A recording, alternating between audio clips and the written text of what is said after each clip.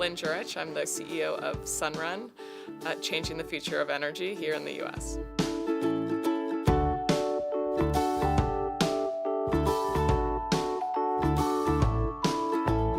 Sunrun's business model is to offer basically solar as a service to consumers. So consumers like solar energy, they get it, but they think it's expensive. They think it's a lot of work to, figure out exactly what kind of technology they want to put on their rooftop. So we took away all of those problems by going to a homeowner and saying, we'll pay to install the system on your roof. You just essentially have to lend us your roof. And then we'll just bill you each month for your electricity, just like your utility company. But it's actually cheaper, and it's green, and it's produced on your rooftop.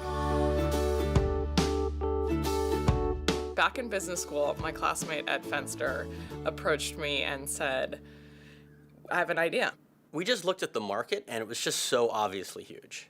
I mean, there are very few opportunities to enter a market where even in its earliest phase, you can undercut $6 billion in annual sales. And so you just felt like it intrinsically made sense. And, is sort of the classic, business school, geez, if I could just get 1% of this pie, this business works. And so you just had conviction around that. It wasn't one of these scenarios where we spent a ton of time doing research or writing business plans. We just said, let's go try to bid on a project. We started while we were at Stanford. The company was run for 7 months, out of the attic of my house in San Francisco. And, we'd be up in the roof of my house, on cell phones trying to get these deals to happen. And we bid, and I think it was British Telecom wanted to build a big system on one of their campuses in the U.S. And we went out and we pitched it. We said, we can raise the capital behind this, let's give it a try.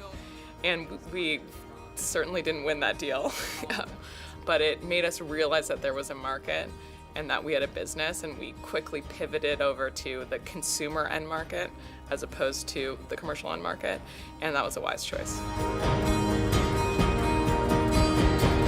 We had no idea a lot of the ups and downs along the way, how painful it would be, how many sleepless nights we would have.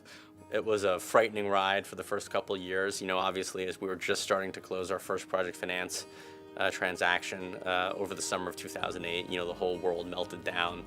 We ended up closing our first project finance fund the day the S&P hit an 11-year low in November of 2008. And so when the markets collapsed, we were sitting there faced with, can we get this capital raised? Do we have to shut the business down? It did also happen that, in the end of 2008, the laws subsidizing solar all changed and we had to restart the business. And I remember Ed and I looked at each other and we just said, we're going to get it done because we have to. We have no choice. And so it's just, you just look straight forward. You don't look at you don't turn to the side, and you just go for it. In January 2009, we had 9 sales.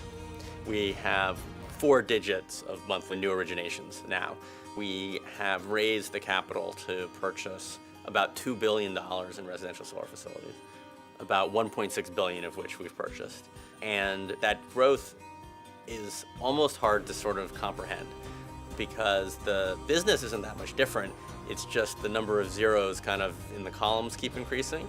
Oftentimes, when you go to business school, it's so easy to take a safe career. It's easy to get a great consulting job or investing job or investment banking job.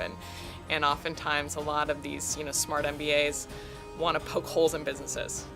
And I think Stanford is unique in that it's really teaches you the analytical skills to assess a business, but without losing that hope, without losing that optimism. That sort of resilience, that sort of not giving up works. And it's common among many entrepreneurs when I talk to my colleagues, and almost everybody has had those moments where it feels as though there's no way to succeed. But what's common about the people who do is that they don't give up. Don't give up. That's the secret.